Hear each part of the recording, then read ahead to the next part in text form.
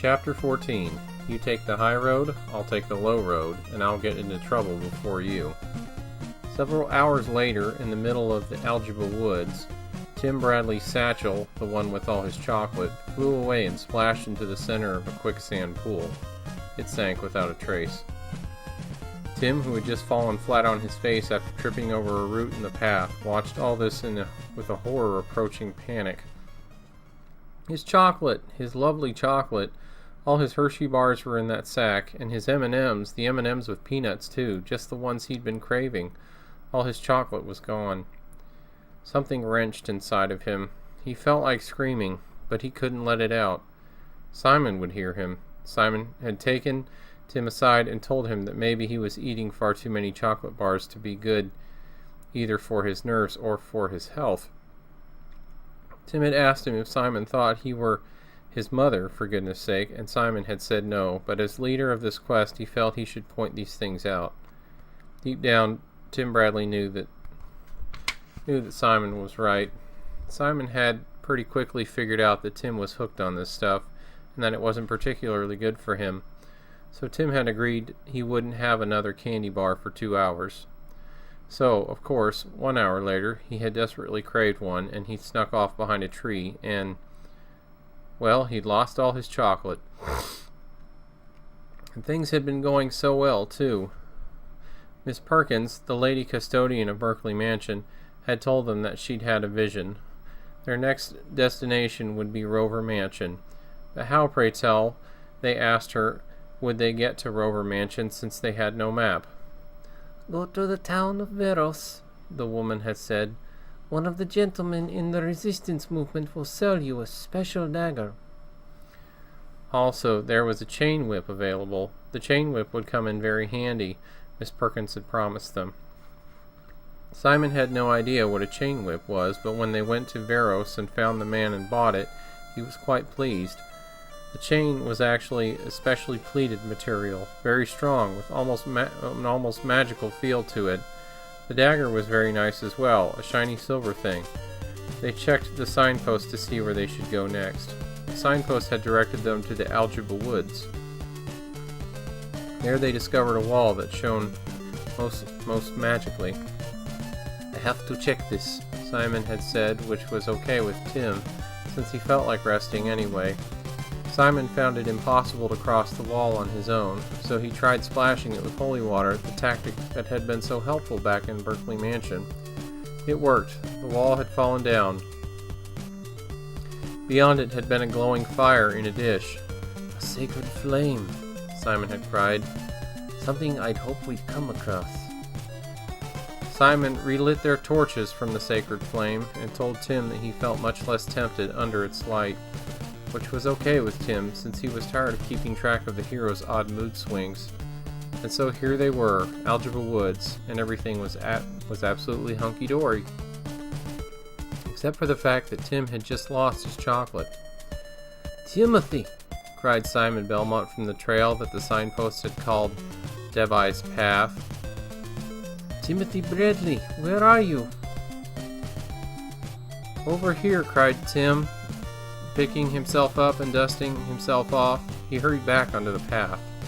Simon was anxious to keep moving. "We've still got lots of Dracula's body parts to find," he said, "and very little time in which to do it." Together they set off again through the night. Imagine, thought Tim, me, the chocolate freak, in a land without chocolate? Oh well, he'd just have to live without it, if you could call it living. The town of Algebra looked much like the other towns they'd visited in CastleVania, except that maybe it was darker, maybe it was dirtier, maybe it felt like the spirit of Dracula was even more in control. All in all, it made Tim happy that this flame that was lighting their path was sacred, for Algebra felt absolutely evil. "Just over here, I think," called Simon. He stepped quickly down the cobblestones, holding up his torch. The illumination showed a sign depicting a vampire with long fangs, pointed ears, a bat on his shoulder, and a red "No" sign stamped over him. "The ye old anti-vampire shop," Simon explained. "Come in with me, Tim. We'll get some things we need here." don't you think that this is one place that Dracula will be sure will go? I mean, he'll have a trap or something set up, right? No, he despises the things that are kept inside. And besides, the owner will be the one person in Algebra who will be openly defiant of Dracula's rule. Come, hurry, Timothy. There is absolutely no time to waste. Simon went through the door. A bell tinkled. Thinking it a trap, Tim jumped. He was ready to run, but then he realized, hey, a tinkling bell when you go into a shop is perfectly normal. Cool it, pal. He went through the door. He found himself in a shop that smelled of a curious blend of tobacco, vinegar, spices of various sorts, and most strongly of garlic. On the wall were displayed crosses of various shapes and sizes, some wooden, some silver, some made of other stuff. The place looked like an Italian deli, what with all the strings of garlic bulbs stretched around the room. Other stuff hung hither and thither, none of which Tim recognized. Whatever they were, it followed that they must have something to do with getting rid of vampires. The shop was warm and cozy, and Simon had been right. Tim felt safe here. It was like an oasis of safety in a desert of danger. Yes, may I help you? Said the suspicious voice. Edward, my good friend, said Simon. Do you not recognize me? Simon? Simon Belmont? A big man dressed in a frayed topcoat stepped from the darkness of the back room. He wore a plaid scarf around his neck, even though the room was toasty warm, and he looked at them from above half-frame reading spectacles. He held out a large, hairy hand, but then suddenly he pulled it back. Wait a moment. Are you not aligned now with the demon Dracula? I am the person who vanquished him. I've heard that you struggle yet with his infection, growled the man in a bear-like gruff voice. There is no way of telling whether or not you have succumbed to his domination. His presence floats now everywhere. Old friend, how would I be able to last 15 seconds in the garlic soup of this atmosphere? The man's wide face split into a grin, showing yellow teeth. Your logic is irrefutable. I wish we had time for a game of chess, yes? I am afraid there are matters of far more gravity than chess, my friend, said Simon. But allow me to introduce you to my new friend. Simon introduced Tim, who was surprised to be swept up in a great big garlicky bear hug. Anyone who is a friend to the great hero of CastleVania, Simon Belmont, is a friend of mine, said the burly man. My name is Edward Farquhar.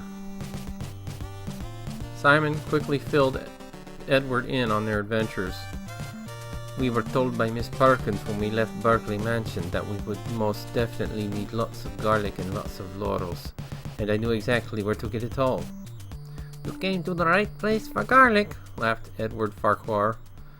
But as for laurels, I can't say.